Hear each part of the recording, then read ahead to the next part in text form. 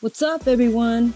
So there's a brand new manga that's coming out this summer that everybody should know about and must read, and it's called Boys Run the Riot by Keito Gaku. The story follows the life of a trans teenager in Japan who is exploring his gender identity and comes up with a street fashion brand with his friends from all walks of life.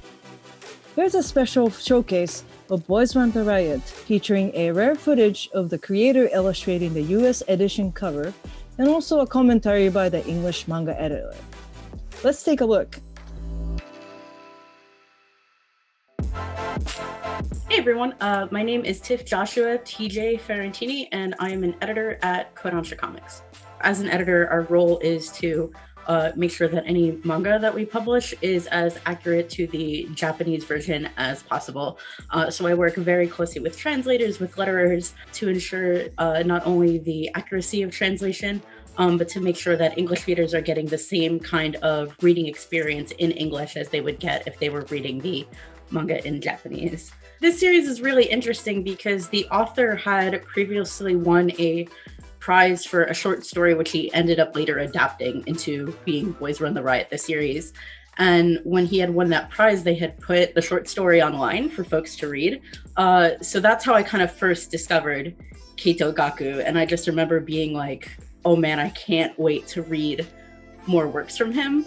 I feel like it's very kind of rare to find manga not only about transgender main characters, but by transgender authors as well. And as someone who's trans, I also really personally related to that. So I was incredibly excited to read more work from this author. Could you possibly go a little bit more detail into the story? How would you describe the story of Boys Run the Riot? So it is about Ujiro, he's currently in the closet, and he is a high school student who is transgender. He's still kind of discovering who he is, how he is in relation to his gender identity.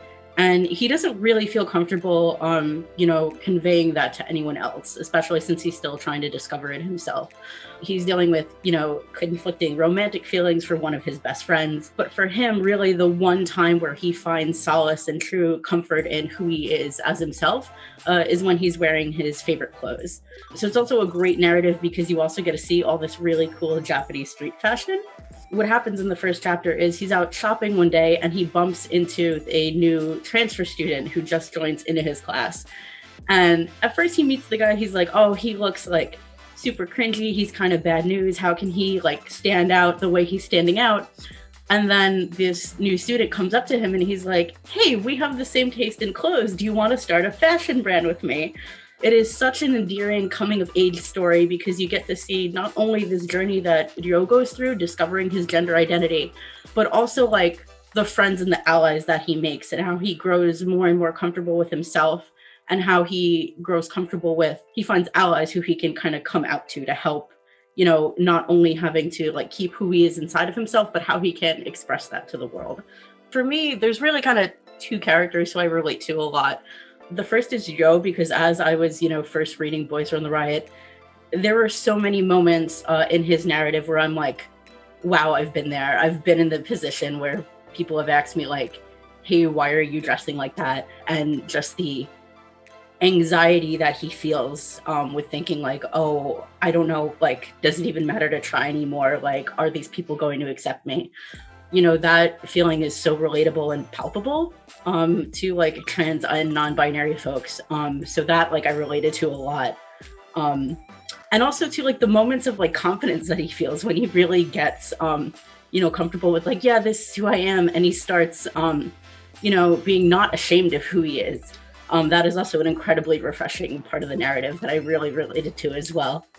And then another character we see come in at the very end of Volume 1, but they play a pivotal role later on in the series, is Tsubasa, who is a YouTuber who's really into makeup tutorials. They also kind of discuss a lot of LGBTQ plus issues. And while I am not very good at makeup or a YouTuber, I love what their character represents because they are just unapologetically themselves.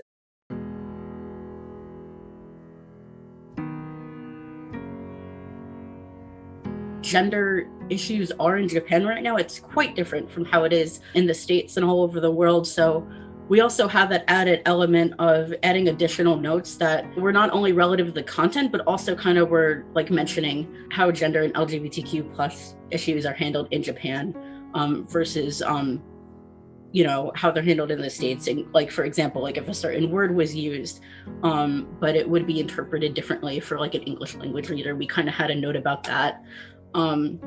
Another like really kind of interesting thing too is you see Ryo kind of dressing a certain way and also like binding his chest. So another note that we added was just for readers to be like, by the way, please make sure that you're binding safely if you are using these methods to bind.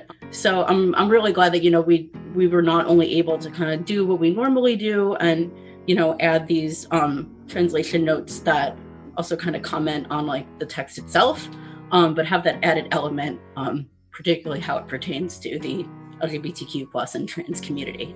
I still can't get over like what like special things unique to the US edition we were able to do for this. Like, what'd you do? The interview with Keito Gaku is like one, like just how we were able to just facilitate that was just so great. And he drew like brand new covers for us as well for volumes 2, 3, and 4 of the English edition. And that was fun because I don't think we've ever worked with an author that closely before to create brand new cover illustrations. So what happened was we had given him a kind of a rough sketch idea. Keito Gaku and the editorial team asked us to kind of draw like a rough sketch of what we were thinking for the covers. We loved this one image that was used for when the magazine first serialized, which is the first cover image that you see of like video, and it's like a split image of him wearing his school uniform and then him wearing like his favorite kind of clothes.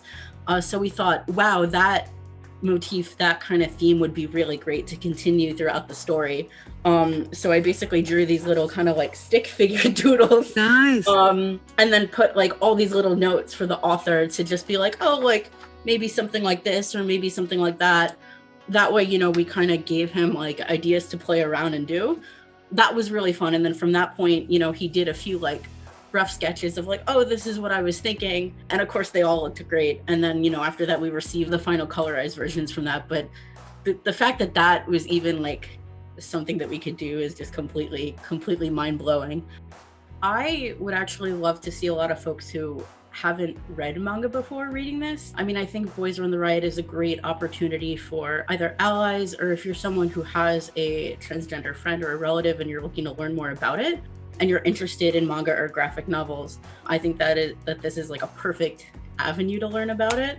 And also obviously for LGBTQ plus manga fans, it's sometimes, it can be harder to find content that hits so personally and, something that you can resonate so deeply with. So I really just hope that, transgender manga fans can like find this and can, see themselves in Go and enjoy it as much as I did when I was reading it and then later editing it.